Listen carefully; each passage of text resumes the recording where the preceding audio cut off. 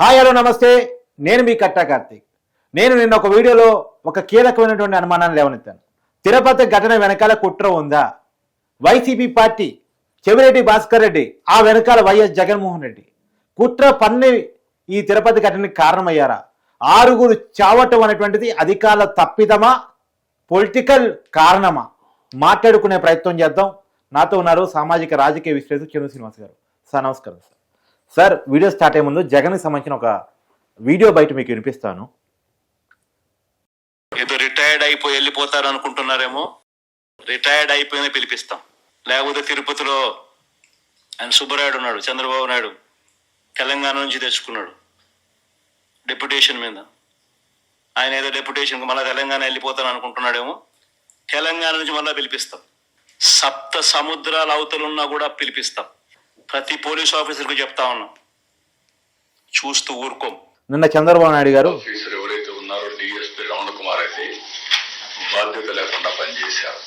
అదే మరిగా అరుణాథ్ రెడ్డి డైరెక్టర్ గోశాల, ఒకరు పోలీస్, ఒకరు అడ్మినిస్ట్రేషన్ పెడితే ఇద్దరు జరిగే జరగకుండా కాపాడవలసిన బాధ్యత వీళ్ళపైన ఉంది. జవాబుదారితనంతో ఉండాలి, పనిచేయాలి. ఇద్దరు పనిచేయలేదు, ఇద్దరిని సస్పెండ్ చేస్తున్నాం. సో సుబ్బారాయుడు గారిని జగన్మోహన్ రెడ్డి గారు అనుకున్నట్టు డిస్మిస్ చేయటం, అంటే బదిలీ చేయటం జరిగిపోయింది. ఈ జగన్మోహన్ రెడ్డి గారు సుబ్బారాయుడిని బదిలీ చేయించడం కోసం చాలా పెద్ద కారణం చూపించారు కాబట్టి ఈ తిరుపతి ఘటన కుట్రపూరితంగా చేశారు. రెండోది ఏంటంటే, అక్కడ తిరుపతి లడ్డు విషయంలో వైసీపీ పరువు పోయింది, ప్రభుత్వం పార్టీ యొక్క పరువు పోయింది. జగన్మోహన్ రెడ్డి గారికి చాలా ఇబ్బందికరంగా మారింది. అక్కడే కూటమి పరువు తీయాలి, మళ్ళీ తనకి విలువ పెంచుకోవాలని కోరం కూడా ఒకటి సుబ్బారాయుడు అక్కడ ఉండకూడదు. ఈ మధ్యకాలంలోనే ఎర్రచందనాన్ని ఎంత పెద్ద ఎత్తున పట్టుకున్నారో దాని మీద మనం వీడియో కూడా చేసాం. తర్వాత డ్రగ్స్ని ఈ మధ్యకాలంలో వెరీ రీసెంట్ డ్రగ్స్ అండ్ గంజాయిని పట్టుకొని చూపించినటువంటి, అంటే అక్కడ తిరుపతిని గంజాయి హబ్గా మారుద్దాం అనుకున్నటువంటి వాళ్ళకి చుక్కలు చూపిస్తున్నాడు. 6 నెలలేక కూటమి అధికారంలోకి వచ్చి 7 నెలలు వచ్చింది, 6 నెలలు పూర్తయింది.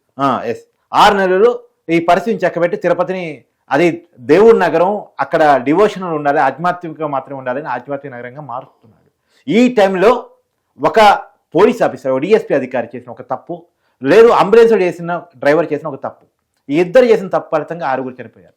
వాళ్ళు తప్పు కావాలని చేశారా, లేదా అనుకోకుండా చేశారా? నిజానికి అంబులెన్స్ డ్రైవర్కి ఇచ్చే ట్రైనింగ్ గురించి మీకు కొంత ఐడియా ఉంటుంది. ఎందుకంటే అది ట్రాఫిక్ ఆపకుండా మరి సిగ్నల్స్తో సంబంధం లేకుండా మరి వెళ్ళిపోతూ ఉంటారు. వాళ్ళు ఎంత స్పీడ్గా హాస్పిటల్ చేర్చారనేది మాత్రమే అంబులెన్స్ డ్రైవర్ యొక్క టాస్క్. అలాంటిది అంబులెన్స్ డ్రైవర్ 20 నిమిషాలు కనపడకపోవటం ఏంటి? అంటే ఇది ఒక ప్లాన్డ్గా జరిగింది.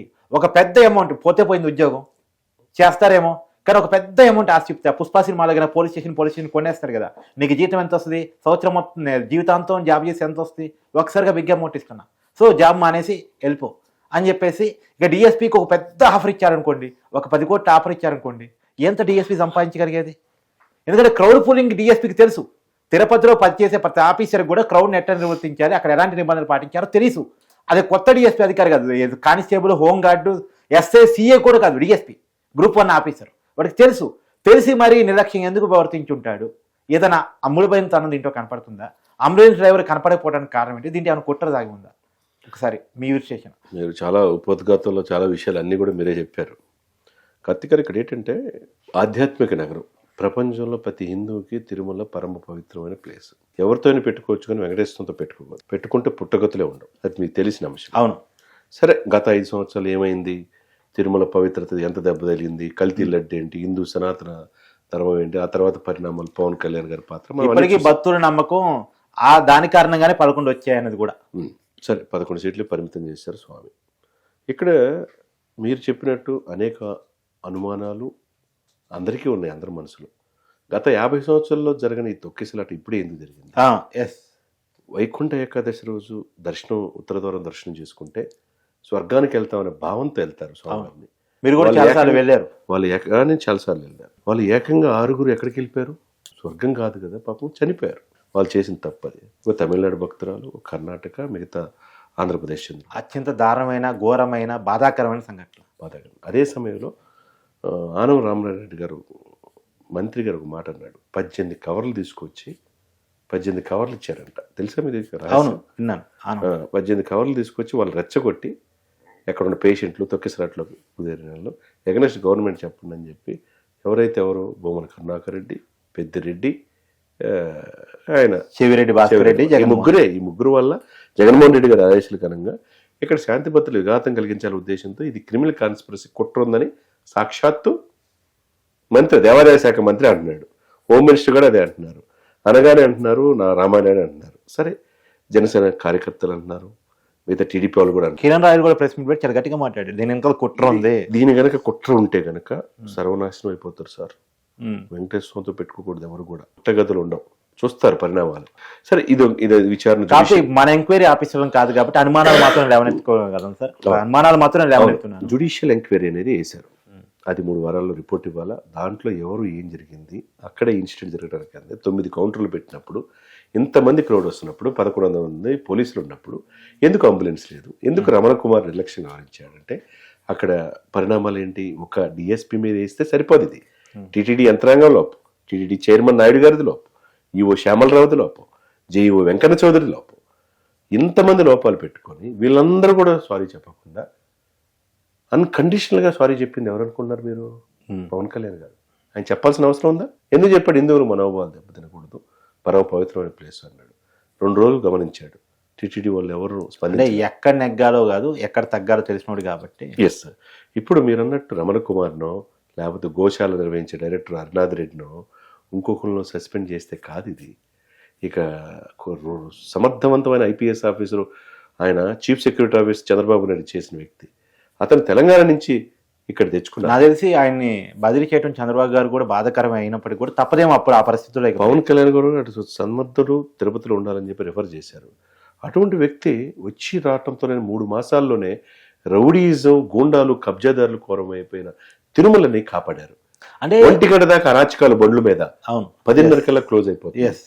అవేర్నెస్ యూత్ లో వేలాది మందిలో ఈ డ్రగ్స్ వాడకుండా అవేర్నెస్ కలగజేస్తున్నాడు. అనేక సెమినార్లు కండక్ట్ చేశారు. ఇక్కడ మీద ఎర్రచంద్రం అయితే ఎవడు కూడా బయటికి రావడానికి భయపడే పరిస్థితి తీసుకొచ్చాడు. అంటే ఏంది? వీళ్ళందరికీ కూడా కంటగింపుగా ఉంది.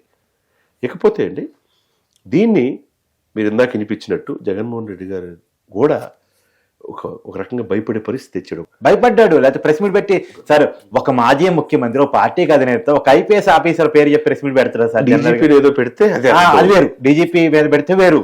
ఇక్కడ ఒకటే సార్ కార్తీక్, ఒక రకంగా ఆయనకి మేలు జరిగినట్టు, వైసీపీ వాళ్ళకి మేలు జరిగినట్టు అతన్ని మార్చడం అనేది. పెద్ద తలకాయలు వదిలేసి అతను ఏం చేస్తాడు సార్? Land order. ఆ లాండ్ ఆర్డర్ ఎస్పీ ప్రకారం ఎవరు వచ్చినా ఆహ్వానం పలకాల. ఆయన డ్యూటీ అది. ఆయన బలిపోసం చేశారుగా. మరి ఒక రకంగా ఈ సమర్థవంతమైన ఐపీఎస్ ఆఫీసర్ ఎలా పనిచేస్తారు? ఈ వ్యక్తిని రాష్ట్రంలో మిగతా రోల్ మోడల్గా తీసుకోవాలని మనం కూడా ఇంటర్వ్యూ చేసాం. ఇక్కడ బలైపోయింది ఎవరు? సుబ్బరాయుడు. అంతే కదండి. ఏదైనా కానీ ఇక్కడ పవన్ కళ్యాణ్ గారు చెప్పినట్టు క్షమాపణ కోరతారా లేదని అడిగాడు. క్షమాపణ కోరమంటున్నారంటే మనిషి క్షమాపణ కోరితే మనిషి చనిపోయిన వాళ్ళు తిరిగి వస్తారా అని చెప్పి అంటాడు చైర్మన్ గారు.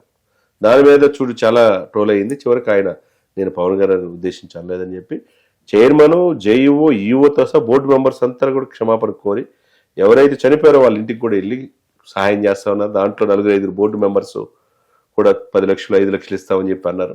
ఏదేమైనా కానీ పోయిన వాళ్ళు తిరిగి తీసుకురాలేము. ఇక మీద ఈ తప్పు జరగకుండా చూసుకోవాల్సిన బాధ్యత ప్రభుత్వానిది. ఏదైనా స్వపక్షం విపక్షంలాగా ప్రశ్నించట్లా.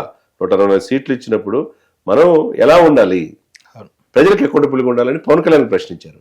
ఇది వీళ్ళు బోర్డు మెంబర్స్ కూడా ఉండాలి. ఏదైనా సరే ఆ రోజు పాపం చంద్రబాబు నాయుడు గారు, పవన్ కళ్యాణ్ గారు వాళ్ళు ఎంతో కష్టపడి 2,08,000 కోట్ల రూపాయలు పెట్టుబడులు తీసుకొచ్చి మోడీ గారిని పిలిచి ఆయన చేసిన మీద శంకుస్థాపన చేస్తే ఆ వార్త హైలైట్ కావాల్సింది పోయి పాపం అది మరి దారుణం అండి. ఇది తిరుపతి ఇష్యూ జరగకపోవడం వల్ల మొత్తం వాళ్ళు పడ్డ కష్టం అంతా పక్కకు పోయిందండి. 2,08,000 కోట్లు, 7 లక్షల మందికి ఉపాధి దేశ చరిత్రలో లేదు. ఒక రాష్ట్ర బడ్జెట్ అంతా, ఒక రాష్ట్ర బడ్జెట్ ఒక్క రోజు శంకుస్థాపన చేయించారంటే వెళ్ళిపోయింది, కిందకి వెళ్ళిపోయింది ఈ ఇన్సిడెంట్ వల్ల. ఇది వెనక కుట్ర ఉందనేది కూడా అనుమానాలు ఉన్నాయి. ఏదైనా కానీ విచారించాలా. ఎవరు వెనక దీని వెనక ఉన్నా, ఎవరు పెద్ద పెద్దలైనా, మాజీ మంత్రులైనా, ముఖ్యమంత్రులైనా, ఎవడైనా కానీ వీళ్ళ కనుక ఆధారాలు కనుక ఉంటే కనుక డెఫినెట్గా కేసు ఫైల్ చేయాల్సిన అవసరం ఉండదన్నమాట. భక్తుల మనోభావాలను కాపాడాల్సిన బాధ్యత అందరిపైన ఉంటుంది. Thank you sir. నమస్కారం.